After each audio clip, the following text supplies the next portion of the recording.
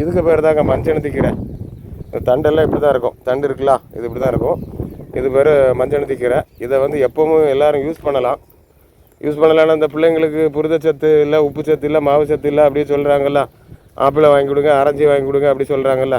அதெல்லாம் ஒன்றுமே தேவையில்லை. இதை டெய்லி வந்து பருப்பு கூட சேர்த்துட்டு நல்லா அழகாக கூட்டு வச்சு கொடுத்தாலே போதுமானது. இந்த பிள்ளைகளுக்கு எல்லா ஆரோக்கியமும் வந்துடும் பார்த்துருக்கேன்.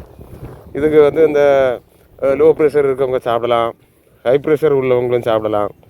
எப்படி உள்ளவங்கனாலும் சாப்பிடலாம். உடம்பு க்ளீன் ஆகிறது மட்டும் இல்லாமல் உடம்புக்கு தேவையான அவ்வளோ சத்து வகைகளும் இதில் இருக்குது பார்த்துங்க. இது வந்து மஞ்சனத்தி கீரை இருக்குது பேர். கீரை வந்துட்டு இதை வந்து டெய்லி எல்லோரும் பெரிய ஆளும் யூஸ் பண்ணலாம், சின்ன ஆளும் யூஸ் பண்ணலாம், யார் வேணாலும் யூஸ் பண்ணிக்கலாம். No problem. எல்லாம் யூஸ் பண்ணுறதுல நோ ப்ராப்ளம். இதை சாப்பிட்டு வந்தோடனே பார்த்தீங்கன்னா கை கால் உளைச்சல், இந்த மலச்சிக்கல், அப்புறம் நம்ம நிம்மதியான தூக்கம், இதெல்லாமே இந்த கீரையில் இருக்குது. இதெல்லாம் நைட்டு சாப்பிட்லாம், பகலையும் சாப்பிட்லாம், நைட்டும் சாப்பிட்லாம், ஒன்றும் பண்ணாது. சில கீரைகள் நைட்டு சாப்பிட முடியாது. இந்த கீரையெல்லாம் நைட்டு சாப்பிட்லாம், ஒன்றுமே பண்ணாது.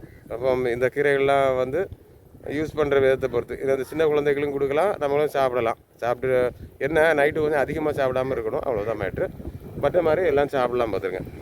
மொத்தத்திலே ஹெல்த்தி, உடம்பு ஹெல்த்தி வேணும் அப்படின்னு நினைக்கிறவங்க கண்டிப்பாக இந்த கீரையை யூஸ் பண்ணலாம். இதுக்கு நம்ம விளக்கம்லாம் சொல்கிறதுக்கு தேவையில்லை, ரொம்ப விளக்கமும் தேவையில்லை. இனி அடுத்த கீரை எப்படி வருங்கிறத சேனலில் அடுத்தால சொல்கிறேன்.